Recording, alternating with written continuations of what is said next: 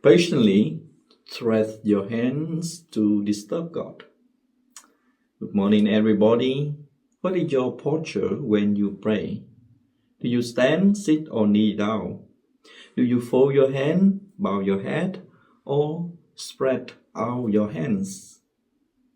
Each of the postures has its own meaning, and it depends on personal circumstance.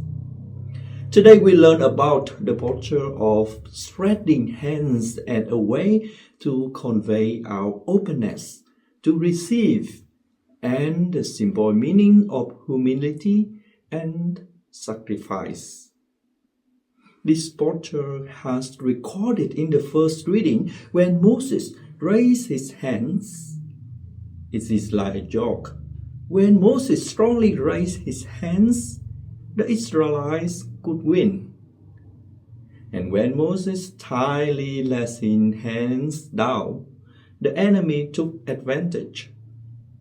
It's interesting that when Moses was tied, he could sit on a rock, and Aaron and Hur could hold his hands up.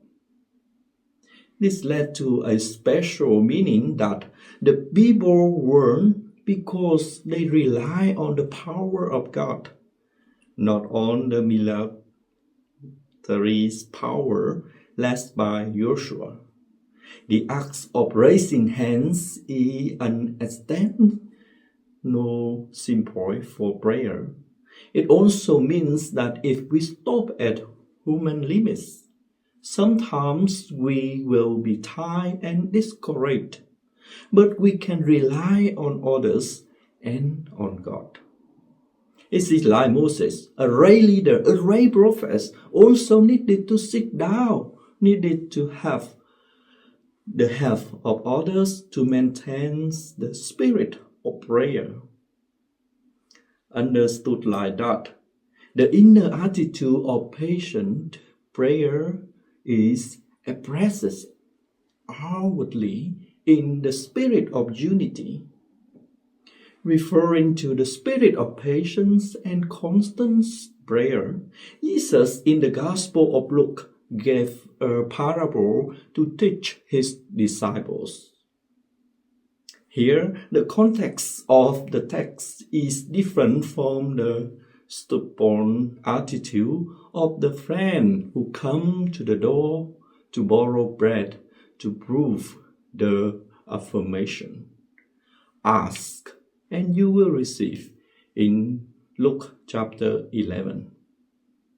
The context of the text at that time was after the Lord's Prayer. But here it is the judgment on the day of the Son of Man.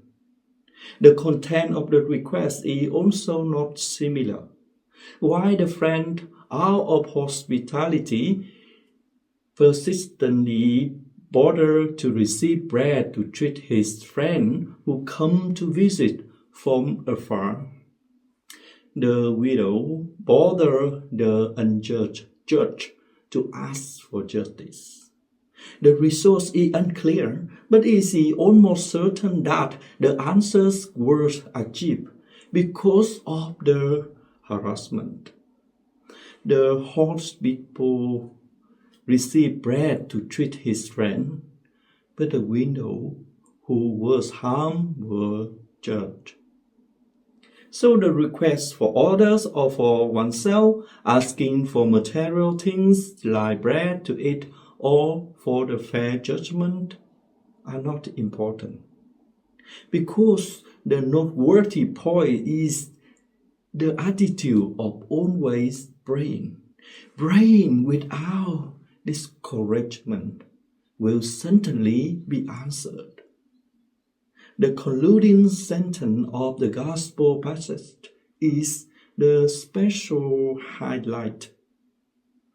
But when the Son of Man comes, will he find faith on earth? Some people who study Bible say that this sentence is independent and has nothing to do with the parable and its meaning. However, the contents and the attitude of the widow's request are similar. She asks for judgment because she was treated unfairly. She asked many times, even though the judge were considered unjust. Perhaps when the Son of Man comes, God will still see the faith of those like the widow. Those are the people who always dare to bother God, always stretch out their hands to pray and welcome God to come to them.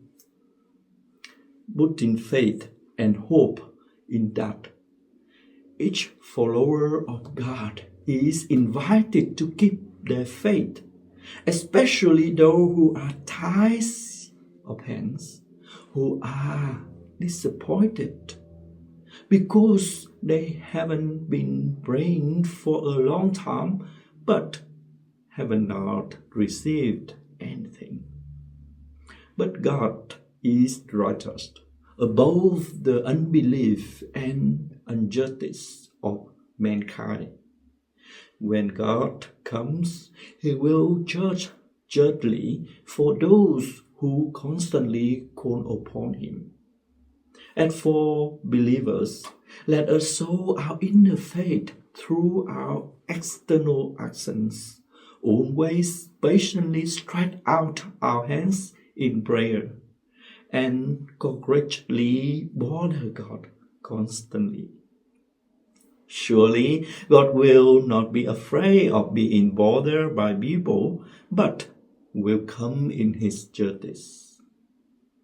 May each follower of God always come to God and not to be afraid of bothering Him, so that we will realize that God will give us what we need and judge more than we expect.